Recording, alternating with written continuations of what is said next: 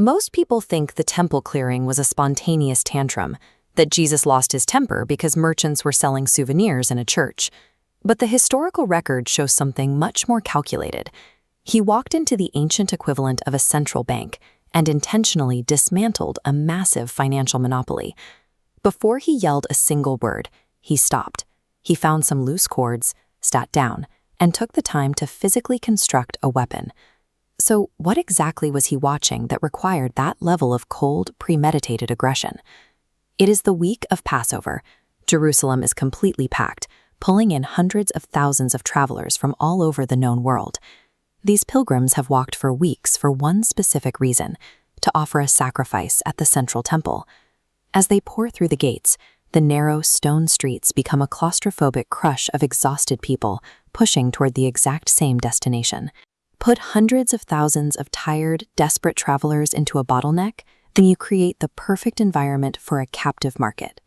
Sitting in the courtyard, Jesus is watching the first part of a highly coordinated extortion racket, the animal supply. You couldn't easily bring your own sheep from home. If you tried, a temple inspector would meticulously examine it. They almost always found some microscopic flaw to disqualify the animal. Once rejected, you had no choice but to buy one of their pre-approved replacements. The instant your animal was rejected, you were directed to identical pre-approved animals sold right there in the courtyard at a massive artificial markup. It is the economic equivalent of paying airport prices for a bottle of water, except in this case, your actual relationship with God depended on completing the transaction. Even if you accepted the high prices, you hit the second barrier.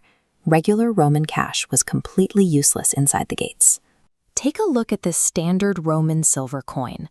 The priests decreed that regular money like this was offensive because it featured the emperor's face.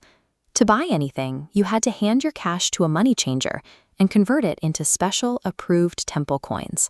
These bankers sat at large wooden tables and applied a predatory exchange rate, turning a massive stack of standard cash into a fraction of temple currency.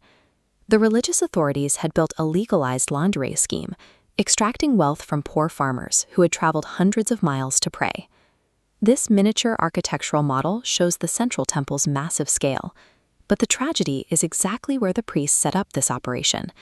The temple had strict zones. This massive outer courtyard was the only place non-Jewish people were legally allowed to worship. The religious elite took the single designated space meant to welcome the rest of the world and packed it with their livestock and exchange tables. If you were an outsider trying to connect with God, you had to attempt to pray over the deafening noise of screaming cows, of bleating sheep, and heavy coins clinking on wood. They were actively stealing money. Worse, they had constructed a physical and financial wall, actively blocking the most marginalized people from accessing God.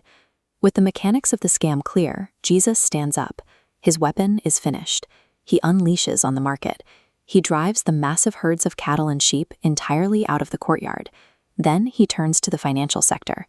He grabs the heavy wooden tables of the bankers and violently flips them over, sending the monopoly's specially minted coins scattering across the stone floor.